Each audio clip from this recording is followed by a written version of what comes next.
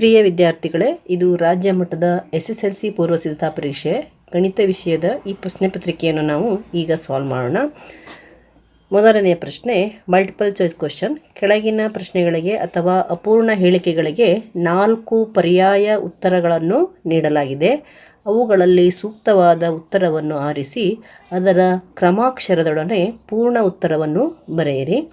ಮೊದಲನೇ ಪ್ರಶ್ನೆ, P of x equals x square minus x cube plus 2x plus 1. ಈ ಬಹುಪದೋಕ್ತಿಯ degree ಅಂದರೆ ಮಹತ್ತಮ ಘಾತವು. ಇಲ್ಲಿ ಮಹತ್ತಮ ಘಾತ ಅಂದರೆ ಹೈಯೆಸ್ಟ್ ಪವರ್. ಘಾತ ಜಾಸ್ತಿ ಯಾವುದಿರುತ್ತೆ ಅದು ಉತ್ತರ ಆಗುತ್ತೆ. ಇಲ್ಲಿ ಹೈಯೆಸ್ಟ್ ಪವರ್ ಎಷ್ಟಿದೆ? 3.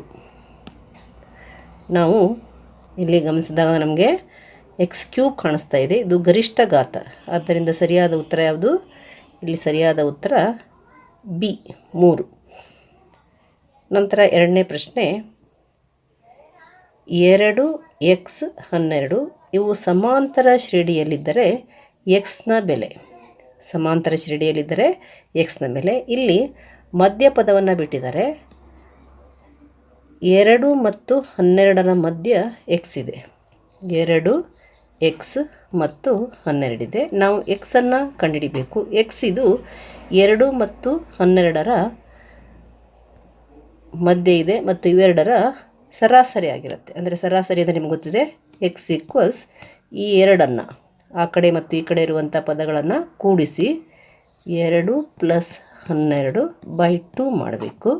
2 + 12 ಅಂತಂದರೆ 14 ಆಗುತ್ತೆ. 14/2 ಅಂತಂದರೆ 7. ಇಲ್ಲಿ ಸರಿಯಾದ ಉತ್ತರ 7. A, option A 7. ನಂತರ ಮೂರನೇ ಪ್ರಶ್ನೆ ಯಾವುದು ಮಕ್ಕಳೇ? a1x b1y + c1 = 0 ಮತ್ತು a2x + b2y + c2 = 0. ಈ ರೇಖಾತ್ಮಕ ಸಮೀಕರಣಗಳ ಜೋಡಿಯಲ್ಲಿ a1/a2 = b1/b2 not equals to c1/c2. a1/a2 b1/b2 ಸಮವಲ್ಲ c1/c2 ಇದೆ. ಈ ಸಂಬಂಧಕ್ಕೆ ಸಂಬಂಧಿಸಿದಂತೆ ನಾವು ನಕ್ಷಾ ರೂಪದ ಪ್ರತಿನಿಧಿಸುವಿಕೆ ನಮಗೆ ಗೊತ್ತಿದೆ. ಇವೆರಡು ಸಮಾಂತರ ರೇಖೆಗಳಾಗಿರ್ತವೆ. ಇದಕ್ಕೆ ಈ ರೇಖಾತ್ಮಕ ಸಮೀಕರಣಗಳಿಗೆ ಯಾವುದೇ ಪರಿಹಾರವಿರೋದಿಲ್ಲ. ಇವು ಸಮಾಂತರ ರೇಖೆಗಳಾಗಿರ್ತವೆ. ನಮಗೆ ಗೊತ್ತಿದೆ a1/a2 = b1/b2 naught equals to c1/c2 ಇದ್ದಾಗ ನಾವು ಸಮಾಂತರ ರೇಖೆಗಳನ್ನು ಇಲ್ಲಿ ಕಾಣ್ತೀವಿ. ಆದ್ದರಿಂದ ಇದಕ್ಕೆ ಸರಿಯಾದ ಉತ್ತರ ಸಮಾಂತರ ರೇಖೆ. ಇವು ಮೂರು ಸಮ ಇದ್ದಾಗ a1/a2 = b1/b2 = c1/c2 ಇದ್ದಾಗ ರೇಖೆಗಳು ಐಕ್ಯಗೊಳ್ಳುವ ರೇಖೆಗಳಾಗ್ತವೆ. ಮತ್ತು a1/a2 naught equals to b1/b2 ಇದ್ದಾಗ ಇವು ಛೇದಿಸುವ ರೇಖೆಗಳಾಗ್ತವೆ. ಇಲ್ಲಿ ನಮಗೆ ಕೇಳಿರೋದು ಆಪ್ಷನ್ ಯಾವುದು? a1/a2 = b1/b2 naught equals to c1/c2. ಇದಕ್ಕೆ ಸರಿಯಾದ ಉತ್ತರ ಆಪ್ಷನ್ ಸಿ, ಸಮಾಂತರ ರೇಖೆಗಳು. ನಂತರ ನಾಲ್ಕನೇ ಪ್ರಶ್ನೆ, ತ್ರಿಜ್ಯ r ಮಾನಗಳನ್ನು ಹೊಂದಿರುವ ಗೋಳದ ಘನಫಲವನ್ನು v ಕಂಡುಹಿಡಿಯುವ ಸೂತ್ರ. ಇಲ್ಲಿ ಗೋಳದ ಘನಫಲವನ್ನು ಕಂಡುಹಿಡಿಯುವ ಸೂತ್ರವನ್ನು ನೀವು ನೆನ್ಪಿಟ್ಕೋಬೇಕು. v = 4/3 πr³ ಘನಮಾನಗಳು. ನಮಗೆ ಗೊತ್ತಿದೆ ಇದು ಆಪ್ಷನ್ ಬಿ ಸರಿಯಾದ ಉತ್ತರ. ಉಳಿದ ಯಾವುದೇ ಇಲ್ಲಿ ತಾಳೆ ಆಗೋದಿಲ್ಲ. ಇದು ಯಾವುದೇ ಸೂತ್ರವಾಗಿರೋದಿಲ್ಲ. ಇದು ಕೂಡ ಯಾವುದೇ ಸೂತ್ರವಾಗಿರೋದಿಲ್ಲ. ಇದು ಅರ್ಧಗೋಳದ ಘನಫಲದ ಸೂತ್ರ ಆಗಿರುತ್ತೆ. ಇಲ್ಲಿ ಸರಿಯಾದ ಉತ್ತರ ಆಪ್ಷನ್ ಬಿ 4/3 πr³ ಘನಮಾನಗಳು. ನಂತರ ಐದನೇ ಪ್ರಶ್ನೆ, ಒಂದು ಪ್ರಯೋಗದ ಎಲ್ಲ ಪ್ರಾಥಮಿಕ ಘಟನೆಗಳ ಸಂಭವನೀಯತೆಗಳ ಮೊತ್ತವು. ಮಕ್ಕಳೇ, ನೀವು ಕೈಯಲ್ಲಿ ಕ್ವಶನ್ ಪೇಪರನ್ನು ಹಿಡಿದಿಟ್ಕೊಳ್ರಿ. ಪ್ರಶ್ನೆಗಳನ್ನು ನೀವು ಸ್ಪಷ್ಟವಾಗಿ ತಿಳ್ಕೊಬೋದು. ಇಲ್ಲಿ ಪ್ರಾಥಮಿಕ ಘಟನೆಗಳ ಸಂಭವನೀಯತೆಯ ಒಟ್ಟು ಮೊತ್ತ ನಮ್ಗೆ ಗೊತ್ತಿದೆ. ಯಾವಾಗಲೂ ಇದರ ಉತ್ತರ 1. ಪ್ರಾಥಮಿಕ ಸಂಭವನೀಯತೆಯ ಪ್ರಾಥಮಿಕ ಘಟನೆಗಳ ಸಂಭವನೀಯತೆಯ ಮೊತ್ತ 1. ನಂತರ 6ನೇ ಪ್ರಶ್ನೆ x² + 4x + 4 = 0 ಈ ವರ್ಗ ಸಮೀಕರಣದ ಶೋಧಕದ ಬೆಲೆ. ಇಲ್ಲಿ ನಾವು ಶೋಧಕದ ಸೂತ್ರ b² - 4ac a b c ಬೆಲೆಗಳನ್ನು ಹಾಕಬೇಕು. ಇಲ್ಲಿ ಈ ಸಮೀಕರಣ ಇದು x² + 4x + 4 = 0. ಇಲ್ಲಿ a ನ ಬೆಲೆ 1 ಅಂದರೆ x² ನ ಸಹಗುಣಕ, b = x ನ ಸಹಗುಣಕ 4, c ಸ್ಥಿರ ಸಂಖ್ಯೆ ಅದು ಕೂಡ 4 ಇದೆ. ನಾವು b² - 4ac ಅನ್ನು ಮಾಡಿದಾಗ b ನ ಬೆಲೆ 4 ಇದೆ, 4² -4 × a ನ ಬೆಲೆ 1 ಇದೆ ಮತ್ತು c ನ ಬೆಲೆ 4 ಇದೆ. b² ಅಂತಂದರೆ 16 ಮತ್ತು ಈ 3ರ ಗುಣಲಬ್ಧ 4 × 1 × 4 4 1 4 ಮತ್ತು × 4 ಅಂದರೆ 16 ಆಗುತ್ತೆ = 0 ಬಂತು. b² - 4ac ಅಂದರೆ ಶೋಧಕ, ಇದರ ಬೆಲೆ 0 ಸಿಕ್ಕಿದೆ. ಆದ್ದರಿಂದ ಶೋಧಕದ ಬೆಲೆ 0. ಉತ್ತರ ಯಾವುದು ಮಕ್ಕಳೇ? ಇಲ್ಲಿ a 0 ಇದು ಸರಿಯಾದ ಉತ್ತರ. 7ನೇ ಪ್ರಶ್ನೆ, ಕೊಟ್ಟಿರುವ ಚಿತ್ರದಲ್ಲಿ O ಕೇಂದ್ರವುಳ್ಳ ವೃತ್ತಕ್ಕೆ PQ ಸ್ಪರ್ಶಕವಾಗಿದೆ. ಕೋನ BAQ = 55 ಡಿಗ್ರಿ ಆದರೆ ಕೋನ BOA ಅಳತೆ. ಇಲ್ಲಿ ಮಕ್ಕಳು ಏನು ಕೊಟ್ಟಿದ್ದಾರೆ, ಈ ಚಿತ್ರವನ್ನು ಸರಿಯಾಗಿ ಗಮನಿಸಿ. ಈ ಚಿತ್ರದಲ್ಲಿ ಕೋನ BAQ ಕೊಟ್ಟಿದ್ದಾರೆ, ಎಷ್ಟಿದೆ? 55 ಡಿಗ್ರಿ ಇದೆ. ಕೋನ BAQ ಇದು 55 ಡಿಗ್ರಿ ಇದೆ. ಕೋನ BAQ 55 ಡಿಗ್ರಿ ಇದೆ. ನಮಗೆ ಕೇಳಿರುವಂಥ ಕೋನ ಯಾವುದು? BOA. ಕೋನ OAQ ಇದು 90 ಡಿಗ್ರಿ ಇದೆ. ಕೋನ OAQ ಇದು 90 ಡಿಗ್ರಿ ಇದೆ. ಯಾಕಂತಂದರೆ PQ ಇದು ಸ್ಪರ್ಶಕ, OA ಇದು ಸ್ಪರ್ಶ ಬಿಂದುವಿನಲ್ಲಿ ಎಳೆದ ತ್ರಿಜ್ಯ. A ಇದು ಸ್ಪರ್ಶ ಬಿಂದುವಾಗಿರುತ್ತೆ, OA ಇದು ಸ್ಪರ್ಶ ಬಿಂದುವಿನಲ್ಲಿ ಎಳೆದ ತ್ರಿಜ್ಯವಾಗಿರುತ್ತೆ. ಆದ್ದರಿಂದ ಕೋನ OAQ 90 ಡಿಗ್ರಿ ಇರುತ್ತೆ. 90 ಡಿಗ್ರಿಯಲ್ಲಿ 55 ಡಿಗ್ರಿಯನ್ನು ನಾವು ತೆಗೆದ್ರೆ ನಮಗೆ ಕೋನ OAB ಸಿಗುತ್ತೆ. ಕೋನ OAB ಎಷ್ಟಿರುತ್ತೆ? ಅದು 35 ಡಿಗ್ರಿ. ಇಲ್ಲಿ ತ್ರಿಭುಜ OABಯಲ್ಲಿ ನಮಗೆ ಬೇಕಾಗಿರುವಂಥ ಕೋನ AOB ಅಥವಾ BOA. ಅವರು ಕೇಳಿರೋದು BOA ಅಂದರೆ OABನೇ. BOA = 180 - ಎರಡು ಕೋನಗಳು 45 ಡಿಗ್ರಿ ಇರ್ತವೆ. ಯಾಕಂದರೆ ಸಮವಾದ ತ್ರಿಜ್ಯಗಳಿರ್ತವೆ, ಅವುಗಳಿಗೆ ಅಭಿಮುಖವಾಗಿರುವಂಥ ಕೋನಗಳು ತ್ರಿಭುಜದಲ್ಲಿ ಸಮಬಾಹುಗಳಿಗೆ ಅಭಿಮುಖವಾದ ಕೋನಗಳು ಸಮವಾಗಿರ್ತವೆ. ಅದಕ್ಕಾಗಿ ನಾವು 35 ಡಿಗ್ರಿ + 35 ಡಿಗ್ರಿ = 180 - 70 ಮಾಡಿದಾಗ ನಮಗೆ 110 ಡಿಗ್ರಿ ಇರುತ್ತೆ. ಆದ್ದರಿಂದ ಸರಿಯಾದ ಉತ್ತರ ಯಾವುದು? ಸಿ 110 ಡಿಗ್ರಿ ಇದು ಸರಿಯಾದ ಉತ್ತರ. ಸಿ 110 ಡಿಗ್ರಿ ಇದು ಸರಿಯಾದ ಉತ್ತರ. ಅಂದರೆ ಮೊದಲು ನಾವು ಇಲ್ಲಿ 3 ಕಾನ್ಸೆಪ್ಟ್ಗಳನ್ನು ಉಪಯೋಗಿಸಬೇಕು. ಕೊಟ್ಟಂಥ ಕೋನವನ್ನು 90 ಡಿಗ್ರಿಯಲ್ಲಿ ಕಳಿಬೇಕು. 90 ಡಿಗ್ರಿ ಯಾಕೆ ಅಂತಂದರೆ ಸ್ಪರ್ಶ ಬಿಂದುವಿನಲ್ಲಿ ಎಳೆದ ತ್ರಿಜ್ಯವು ಸ್ಪರ್ಶಕಕ್ಕೆ ಲಂಬವಾಗಿರುವುದನ್ನು ಅಂತ ಒಂದು ಕಾನ್ಸೆಪ್ಟನ್ನು ನಾವು ತಿಳ್ಕೊಂಡ್ರೆ, ನಂತರ ಸಮಬಾಹು ತ್ರಿಭುಜದಲ್ಲಿ ಸಮಬಾಹುಗಳಿಗೆ ಅಭಿಮುಖವಾಗಿರುವ ಕೋನಗಳು ಸಮವಾಗಿರ್ತವೆ ಎಂದು ತೊಗೊಂಡ್ರೆ ಇಲ್ಲಿ 35 ಡಿಗ್ರಿ 35 ಡಿಗ್ರಿ 35 35 70 ಆಗುತ್ತೆ. 180ರಲ್ಲಿ 70 ಕಳೆದ್ರೆ 110 ಡಿಗ್ರಿ ಸಿಗತ್ತೆ. ನಂತರ 8ನೇ ಪ್ರಶ್ನೆ, ಮೂಲ ಬಿಂದು 0 0 0 0 ಇಂದ P ಆಫ್ AB ಬಿಂದುವಿಗೆ ಇರುವ ದೂರವು. ಮೂಲ ಬಿಂದುವಿನಿಂದ ಇರುವಂತಹ ದೂರವನ್ನು ಕಂಡುಹಿಡಿಯುವ ಸೂತ್ರ ನಿಮಗೆ ಗೊತ್ತಿದೆ. XY ಕೊಟ್ಟರೆ ನೀವು √x² + y² ಹಾಕ್ತೀರಿ. ಇಲ್ಲಿ A ಮತ್ತು B ಕೊಟ್ಟಿರೋದ್ರಿಂದ ನಾವು √a² + b² ಅಂತ ಹಾಕಬೇಕು. ಸರಿಯಾದ ಉತ್ತರ ಇಲ್ಲಿ ಡಿ.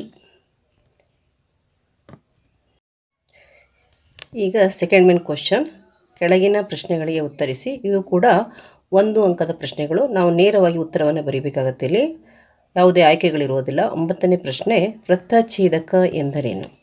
ಇದು ನೇರ ಪ್ರಶ್ನೆ. ನೀವು ವ್ಯಾಖ್ಯೆಯನ್ನೆಲ್ಲ ಕಲಿತುಟ್ಕೋಬೇಕು. ಇಲ್ಲಿ ವೃತ್ತಛೇದಕ ಎಂದರೇನು?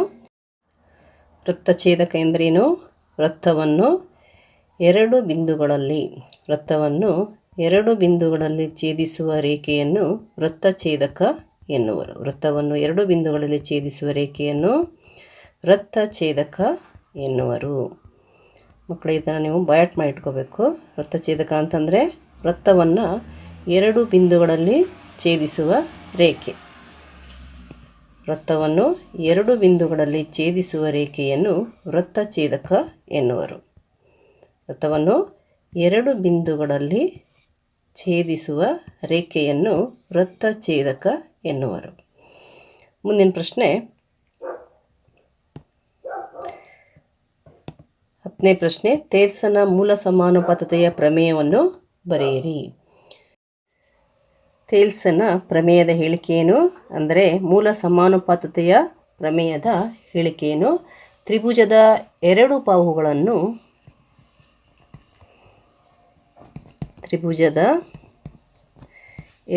ಬಾಹುಗಳನ್ನು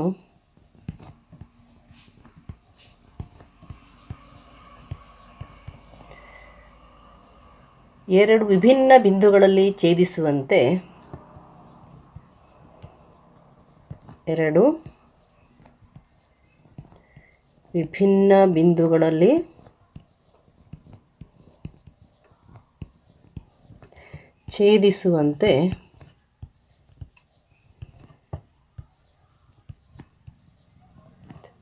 ಒಂದು ಬಾಹುವಿಗೆ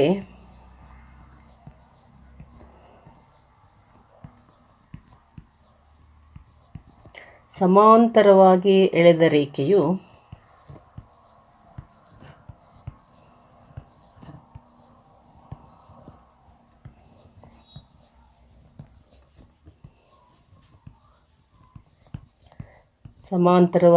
ರೇಖೆಯು ಉಳಿದ 2 ಬಾಹುಗಳನ್ನು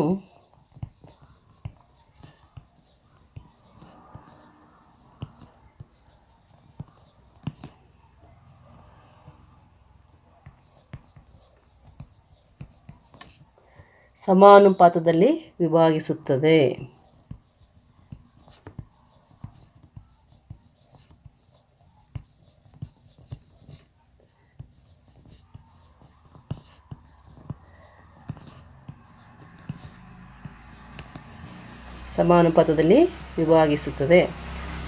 ಮಕ್ಕಳೇ, ಹೇಳಿಕೆಯನ್ನು ಸರಿಯಾದ ರೀತಿಯಲ್ಲಿ ಬರೀಬೇಕು.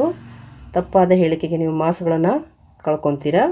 ಹೇಳಿಕೆಯನ್ನು ತ್ರಿಭುಜದ 2 ಬಾಹುಗಳನ್ನು 2 ವಿಭಿನ್ನ ಬಿಂದುಗಳಲ್ಲಿ ಛೇದಿಸುವಂತೆ ಒಂದು ಬಾಹುವಿಗೆ ಸಮಾಂತರವಾಗಿ ಎಳೆದ ರೇಖೆಯು ಉಳಿದ 2 ಬಾಹುಗಳನ್ನು ಸಮಾನುಪಾತದಲ್ಲಿ ವಿಭಾಗಿಸುತ್ತದೆ. ಇದು ಥೇಲ್ಸನ ಪ್ರಮೇಯದ ಹೇಳಿಕೆ, ಅಂದರೆ ಮೂಲ ಸಮಾನುಪಾತತೆಯ ಪ್ರಮೇಯದ ಹೇಳಿಕೆ.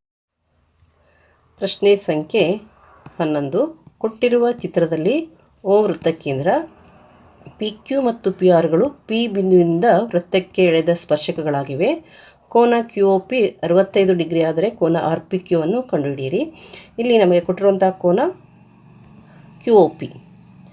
ನಾವಿಲ್ಲಿ ಕೋನ Q ಮತ್ತು ಕೋನ R ಇವೆರಡರ ಅಳತೆ ನಮಗೆ ಗೊತ್ತಿದೆ, 90 ಡಿಗ್ರಿ ಇರುತ್ತೆ. ಕೋನ Q ಈಕ್ವಸ್ ಕೋನ R ಈಕ್ವಸ್ 90 ಡಿಗ್ರಿ. ಯಾಕೆಂತಂದರೆ ಸ್ಪರ್ಶ ಬಿಂದುವಿನಲ್ಲಿ ಸ್ಪರ್ಶಕಕ್ಕೆ ಎಳೆದ ತ್ರಿಜ್ಯವು ಸ್ಪರ್ಶಕಕ್ಕೆ ಲಂಬವಾಗಿರುವುದು.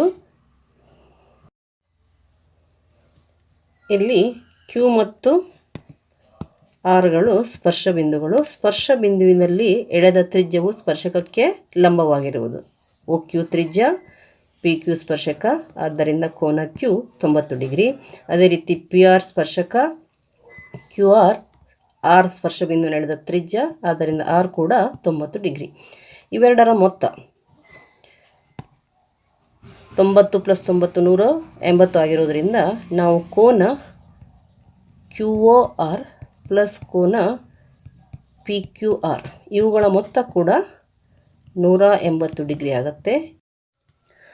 ಕೋನ QOP 65 ಡಿಗ್ರಿ ಇರೋದ್ರಿಂದ ಕೋನ ROP ಕೂಡ 65 ಡಿಗ್ರಿ ಇರುತ್ತೆ. ಇವೆರಡು ಕೋನಗಳು ಸಮವಾಗಿರ್ತವೆ. ಯಾಕಂತಂದರೆ ಕೇಂದ್ರದಲ್ಲಿ ಇಲ್ಲಿ ಸಮ ಕೋನ ಉಂಟಾಗಿರುತ್ತೆ ಯಾವಾಗಲೂ. ಆದ್ದರಿಂದ ನಾವು ಕೋನ QOR = 65 + 65 130 ಡಿಗ್ರಿ ಅಂತ ಹಾಕೋಣ. ಆದ್ದರಿಂದ ಕೋನ P ಅಂತಂದರೆ ಇಲ್ಲಿ ನಮಗೆ ಬೇಕಾಗಿರುವಂಥ ಕೋನ RPQ. ಕೋನ RPQ = ನಾವು 180ರಲ್ಲಿ 130 ಕಳೆದ್ರೆ ನಮಗೆ ಈ ಕೋನ ಸಿಗುತ್ತೆ. ಎಷ್ಟಿರುತ್ತದು? 50 ಡಿಗ್ರಿ. ಇಲ್ಲಿ 90 ಡಿಗ್ರಿ ಆಗಿದೆ, ಇಲ್ಲಿ ಕೂಡ 90 ಡಿಗ್ರಿ ಆಗಿದೆ. 4 ಕೋನಗಳ ಮೊತ್ತ 360 ಆಗುತ್ತೆ. ಆದ್ದರಿಂದ ಈ 2 ಕೋನಗಳ ಮೊತ್ತ 180 ಆಗೋದ್ರಿಂದ ಇಲ್ಲಿ ಕೋನ QOR ಮತ್ತು ಕೋನ RPQ ಕೋನಗಳ ಮೊತ್ತ ಕೂಡ 180 ಆಗುತ್ತೆ. ಅದಕ್ಕಾಗಿ ನಾವು ಕೋನ RPQ ಅನ್ನು 180ರಲ್ಲಿ ಈ ಕೋನ QOR ಅನ್ನು ಕಳೆದ್ರೆ ನಮಗೆ 50 ಡಿಗ್ರಿ ಸಿಗುತ್ತೆ. ನಂತರ ಮುಂದಿನ ಪ್ರಶ್ನೆ 12ನೇ ಪ್ರಶ್ನೆ. ಚಿತ್ರದಲ್ಲಿ ಕೊಟ್ಟಿರುವ ಘನಾಕೃತಿಯ ಪೂರ್ಣ ಮೇಲ್ಮೈ ವಿಸ್ತೀರ್ಣವನ್ನು ಕಂಡುಹಿಡಿಯಿರಿ. ಇಲ್ಲಿ ಚಿತ್ರದಲ್ಲಿ ಕೊಟ್ಟಿರೋದು ನಮಗೆ ಶಂಕುವಿನ ಆಕೃತಿಯನ್ನು ಇಲ್ಲಿ ಕೊಟ್ಟಿದ್ದಾರೆ. ಈ ಘನಾಕೃತಿಯ ಅಂದರೆ ಈ ಶಂಕುವಿನ ನಾವೇನು ಕಂಡುಹಿಡಬೇಕು? ಪೂರ್ಣ ಮೇಲ್ಮೈ ವಿಸ್ತೀರ್ಣವನ್ನು ಕಂಡುಹಿಡಬೇಕು. ನಿಮಗೆ ನೇರವಾಗಿ ಶಂಕುವಿನ ಪೂರ್ಣ ಮೇಲ್ಮೈ ವಿಸ್ತೀರ್ಣವನ್ನು ಕಂಡುಹಿಡಿಯುವ ಸೂತ್ರ ಗೊತ್ತಿರಬೇಕು. ಇಲ್ಲಿ ಸ್ಲ್ಯಾಂಟ್ ಹೈಟ್ ಅಂದರೆ ಓರೆ ಎತ್ತರ ಎಲ್ಲಿದೆ ಮತ್ತು ತ್ರಿಜ್ಯ R ಇದೆ. ಆದ್ದರಿಂದ ಶಂಕುವಿನ ಪೂರ್ಣ ಮೇಲ್ಮೈ ವಿಸ್ತೀರ್ಣ ಈಕ್ವಲ್ಸ್ ಶಂಕುವಿನ ಪೂರ್ಣ ಮೇಲ್ಮೈ ವಿಸ್ತೀರ್ಣ ಇಸ್ ಈಕ್ವಲ್ಸ್ ಟು ಏನು? πr into R plus L. ಶಂಕುವಿನ ಪೂರ್ಣ ಮೇಲ್ಮೈ ವಿಸ್ತೀರ್ಣ is equals to πr into R plus L. 13ನೇ ಪ್ರಶ್ನೆ. ಕೆಳಗೆ ನೀಡಲಾಗಿರುವ ಸಂಚಿತ ಆವೃತ್ತಿ ವಿತರಣಾ ಕೋಷ್ಟಕದಲ್ಲಿ ಮಧ್ಯಾಂಕವಿರುವ ವರ್ಗಾಂತರವನ್ನು ಕಂಡುಹಿಡಿಯಿರಿ. ಇಲ್ಲಿ ನಾವು ಮಧ್ಯಾಂಕವಿರುವ ವರ್ಗಾಂತರವನ್ನು ಕಂಡುಹಿಡಿಬೇಕಾದ್ರೆ ಮೊದಲು n ಎಷ್ಟಿದೆ ಅನ್ನೋದನ್ನು ಗಮನಿಸಬೇಕು. n 20 ಇದೆ. n ಎಷ್ಟಿದೆ? 20 ಇದೆ. n/2 ಮಾಡ್ಕೊಳ್ಳಿ. ಇದನ್ನು n/2 ಇಸ್ ಈಕ್ವಲ್ಸ್ ಟು 20/2 ಅಂದರೆ 10 ಬರುತ್ತೆ. ಈ 10ಕ್ಕೆ ಸಮೀಪದ ಮತ್ತು ದೊಡ್ಡದಾದ CF ಸಂಚಿತ ಆವೃತ್ತಿ 14. ಅಂದರೆ ಈ 14 ಯಾವ ವರ್ಗಾಂತರದಲ್ಲಿ ಬರುತ್ತೆ? 20ರಿಂದ 30. ಆದ್ದರಿಂದ ಇದು ಮಧ್ಯಾಂಕವಿರುವ ವರ್ಗಾಂತರ. ಅದಕ್ಕೆ ಉತ್ತರ ಬರೆಯೋಣ. ಮಧ್ಯಾಂಕವಿರುವ ವರ್ಗಾಂತರ 20ರಿಂದ 30. ಒಂದು ಅಂಕದ ಪ್ರಶ್ನೆ ಆಗಿರೋದ್ರಿಂದ ಇಷ್ಟು ಉತ್ತರ ಬರೆದ್ರೆ ಸಾಕಾಗತ್ತೆ. ಮುಂದಿನ ಪ್ರಶ್ನೆ 14ನೇ ಪ್ರಶ್ನೆ. ಒಂದು ಸಮಾಂತರ ಶ್ರೇಣಿಯ nನೇ ಪದ an ಈಕ್ವಲ್ಸ್ 5n-2 ಆದರೆ a2ನ ಬೆಲೆಯನ್ನು ಕಂಡುಹಿಡಿಯಿರಿ. ಇಲ್ಲಿ ನೀವು ನೇರವಾಗಿ an ಬರ್ಕೊಳ್ಳಿ. an is equals to 5n-2. ಈಗ a2 ನಾವು ಕಂಡುಹಿಡಬೇಕಾಗಿದೆ. a2 ಅಂತಂದರೆ n ಜಾಗದಲ್ಲಿ 2 ಹಾಕಿದರೆ ಆಯಿತು. 5n ಅಂತಂದರೆ 5 ಇಂಟು 2 ಮೈನಸ್ 2. 5 into 2 5 2 10 minus 2. ಉತ್ತರ ಎಷ್ಟು ಬರುತ್ತೆ? 8. a2 is equals to 8. ಉತ್ತರ ಇಲ್ಲಿ 8. 15ನೇ ಪ್ರಶ್ನೆ. 7 ಸೆಂಟಿಮೀಟರ್ ತ್ರಿಜ್ಯವುಳ್ಳ ವೃತ್ತದಲ್ಲಿ ತ್ರಿಜ್ಯಾಂತರ ಖಂಡದ ವಿಸ್ತೀರ್ಣವು 22 cm² ಆಗಿದೆ. ಹಾಗಾದರೆ ವೃತ್ತದ ಉಳಿದ ಭಾಗದ ವಿಸ್ತೀರ್ಣವನ್ನು ಕಂಡುಹಿಡಿಯಿರಿ. ವೃತ್ತದ ಉಳಿದ ಭಾಗದ ವಿಸ್ತೀರ್ಣವನ್ನು ಕಂಡುಹಿಡಿಯಿರಿ. ಇಲ್ಲಿ ನಾವು ಕೊಟ್ಟಿರುವಂತಹ ತ್ರಿಜ್ಯವನ್ನು ಉಪಯೋಗಿಸ್ಕೊಂಡು ತ್ರಿಜ್ಯಾಂತರ ಖಂಡದ ವಿಸ್ತೀರ್ಣವನ್ನು ಉಪಯೋಗಿಸ್ಕೊಂಡು ಇಲ್ಲಿ ಮಕ್ಕಳ ಈ ಪ್ರಶ್ನೆಗೆ ಉತ್ತರಿಸೋದಕ್ಕೆ ನಾವು ಚಿತ್ರವನ್ನು ಹಾಕೊಳ್ಳೋ ಅವಶ್ಯಕತೆ ಇಲ್ಲ. ಆದರೆ ಇದು ನಿಮಗೆ ಅರ್ಥ ಆಗಲಿ ಅನ್ನೋದಕ್ಕೋಸ್ಕರ ನಾನು ಈ ಚಿತ್ರವನ್ನು ಹಾಕ್ಕೊಂಡಿದ್ದೀನಿ.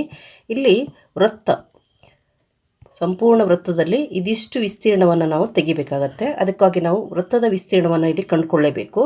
ವೃತ್ತದ ವಿಸ್ತೀರ್ಣ ಕಂಡುಹಿಡಬೇಕಾದ್ರೆ ನಮಗೆ R ಅವಶ್ಯಕತೆ ಇದೆ. ಇಲ್ಲಿ R ಎಷ್ಟು ಅಂತವರು ಕೊಟ್ಟಿರ್ತಾರೆ. R ಇಸ್ ಈಕ್ವಲ್ಸ್ ಟು ಎಷ್ಟಿದೆ? ಇಲ್ಲಿ 7 ಸೆಂಟಿಮೀಟರ್ ಇದೆ. ಮತ್ತು ತ್ರಿಜ್ಯಾಂತರ ಖಂಡದ ವಿಸ್ತೀರ್ಣ 22 cm² ಇದೆ.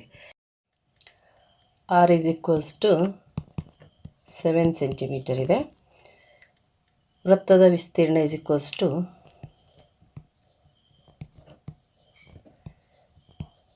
ವೃತ್ತದ ವಿಸ್ತೀರ್ಣ ಈಕ್ವಲ್ಸ್ ಸೂತ್ರ ಯಾವುದು?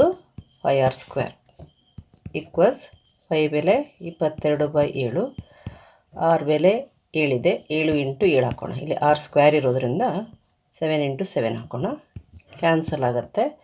22 7 22 ಇಂಟು 7 2 7 14 ಆಗುತ್ತೆ. ಇಲ್ಲಿ ನಾವು ಒಂದನ್ನು ಕ್ಯಾರಿ ತಗೋಬೇಕು. 2 14 1 15 ಆಯಿತು. 154 cm² ಆಯಿತು. ವೃತ್ತದ ಉಳಿದ ಭಾಗದ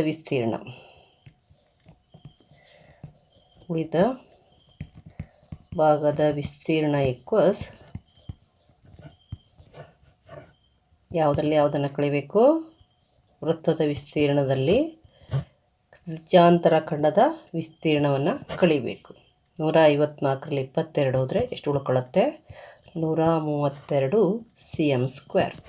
ಇದು ಉಳಿದ ಭಾಗದ ವಿಸ್ತೀರ್ಣ. 16ನೇ ಪ್ರಶ್ನೆ, ಕುಂದಿಲ್ಲದ ಒಂದು ನಾಣ್ಯವನ್ನು ಒಂದು ಬಾರಿ ಚಿಮ್ಮಿದಾಗ ಸಾಧ್ಯವಿರುವ ಫಲಿತಗಳ ಸಂಖ್ಯೆ. ಇಲ್ಲಿ ಎಷ್ಟು ನಾಣ್ಯವನ್ನು ಚಿಮ್ಮಿದ್ದೀವಿ, ಎಷ್ಟು ಬಾರಿ ಚಿಮ್ಮಿದ್ದೀವಿ? ಒಂದು ನಾಣ್ಯ ಒಂದೇ ಬಾರಿ ಚಿಮ್ಮಿದ್ದೀವಿ. ನಾಣ್ಯದಲ್ಲಿ 2 ಮುಖಗಳಿರ್ತವೆ, ಹೆಚ್ ಮತ್ತು ಟೇಲ್. ಅದಕ್ಕಾಗಿ ಇಲ್ಲಿ ಸಾಧ್ಯವಿರುವ ಫಲಿತಗಳ ಸಂಖ್ಯೆ ಎಷ್ಟಾಗತ್ತೆ? 2 ಆಗುತ್ತೆ. ಅದಕ್ಕೆ ಉತ್ತರ ಬರೆಯಿರಿ. ಸಾಧ್ಯವಿರುವ ಫಲಿತಗಳ ಸಂಖ್ಯೆ